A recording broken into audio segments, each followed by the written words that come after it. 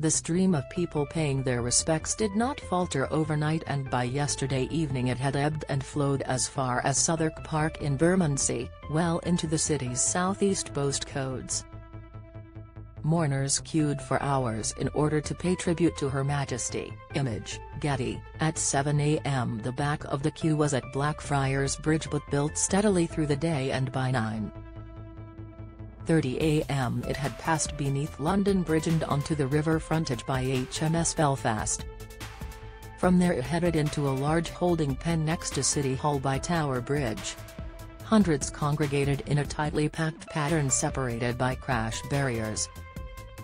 It kept on growing, and by midday the diligent, good-humoured snake of humanity was lengthening at the rate of 20 metres every minute along Shad Thames. It was a sight and hubbub to behold. By 4 p.m. the queuing time was estimated to be at least 9 hours on the government's official tracker. A marshal who asked not to be named welcomed all queue arrivals warmly. His constant refrain was, "Yes, this is it. You have reached the actual back of the queue. You will be the last people in the queue for a few seconds only, more are right behind you. This way. This way." Mourners arriving at the constantly moving point responded with cries of "Yes, we've made it" and "Hallelujah" as they took their places. The marshal added, "I've been at the back of the queue since 7 a.m. and that was at Blackfriars Bridge. I've been pretty much walking backwards welcoming people ever since, and here we are well past Tower Bridge and it's still growing." Those who arrived reasonably early yesterday made good headway as the queue moved at an encouraging pace. Some pilgrims were supported on their progress by Justin Welby, the Archbishop of Canterbury, whose London headquarters at Lambeth Palace overlooks the final stages of the long line. He even performed a blessing on 10-year-old Eva Garcia, whose family have recently moved to the UK from the US. Dad once said, "To have a leader of the church pray for your child, I was very emotional." Sebastian Cunningham, 13, proudly wore his school uniform as he joined his mum Susanna by HMS Belfast at 9:30 a.m. She allowed her son to take an unauthorised absence from the Royal Grammar School in Guildford, a decision she hopes they will forgive. Susanna said, "I have been emailing the school to explain. I hope they'll allow us to take this once-in-a-lifetime opportunity without a detention. We were going to come on Friday but thought the queue would be longer." Sebastian, a former chorister at Hampton Court Palace, said, "I decided to wear my school uniform to be smart but also to represent my school. This is an important day and thing to do." The Archbishop of Canterbury supported members of the public queuing up. Image, PA, Susanna, wearing a brooch with a miniature portrait of the Queen bought when Her Majesty visited Hampton Court in 2017, was impressed at the line's brisk pace. She said, "It's been brilliantly organised. We are moving quickly, which is encouraging." After an hour they passed the replica of Sir Francis Drake's flagship the Golden Hind, and after 3 hours were at Lambeth Bridge. Dancers Glenn Smith, 40, and Emma Callow, 43, travelled from Canterbury to join at London Bridge at 9:27 a.m. Air traffic controller Glenn and nursery school teacher Emma decided to attend after they took part in the Platinum Jubilee procession, dancing in the 1950s jive and swing section.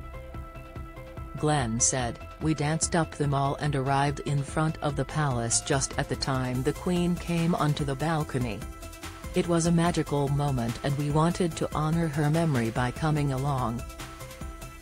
Glenn, in a 1940s vintage suit, and Emma wore genuine coronation badges from 1953 which they had dressed with black ribbon.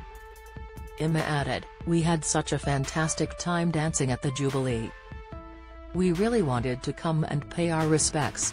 Retired soldier Michael Jones, 67, and his wife Claire, 54, travelled from their home on the Isle of Wight, leaving at 5 a.m. to catch the ferry and then train to Waterloo. Mourners Samantha and Cowan Boda outside Westminster Hall. Image, Jonathan Buckmaster. Michael said, "I joined the army as a boy to serve the Queen and she turned me into a man. She sent me around the world and I had a 20-year career, which I will never forget." The Dad of 4 served with the Grenadier Guards and Royal Artillery and was a commanding officer's bodyguard and PT instructor before leaving the army in 1989. He added, "We've come by boat and train but got off at the wrong end of the queue. We walked its length more or less and found the back at about 10 a.m. by HMS Belfast. It's important for me to come and thank the Queen in person for the service she gave this country. Standing for a few hours in a queue is nothing in comparison." At Westminster Hall, the coffin is guarded around the clock by units from the Sovereign's Bodyguard, the Household Division and the Yeoman Warders of the Tower of London. Former Prime Minister Theresa May and her husband Philip were among those paying their respects yesterday. The queue is being managed by more than 1,000 volunteers, stewards and police officers. People waiting in line were issued with pink and purple numbered wristbands, replacing the original yellow issued on Wednesday. More than 1.7 million people have gone online to view the live queue tracker showing the end of the line. Trending. The Department for Digital, Culture, Media and Sport, DCMS, launched the stream on YouTube as the first mourners were allowed to enter Westminster Hall. The video features a live map with the queue route marked in purple, alongside information on the length of the queue and the nearest London landmark to the back. The wait time could increase to 30 hours over the weekend, depending on numbers. The DCMS expects to close the queue to new joiners at some time on Sunday to ensure all those lining up can see the Queen lying in state before it ends at 6:30 a.m. on Monday ahead of the state funeral. The capital's transport networks are expected to be crammed with well-wishers. Nearly 115,000 more tube journeys were made to or from 8 stations in the centre of the capital on Wednesday compared with the same day last week. Transport for London said, "Use our travel tools to check your journey before you travel."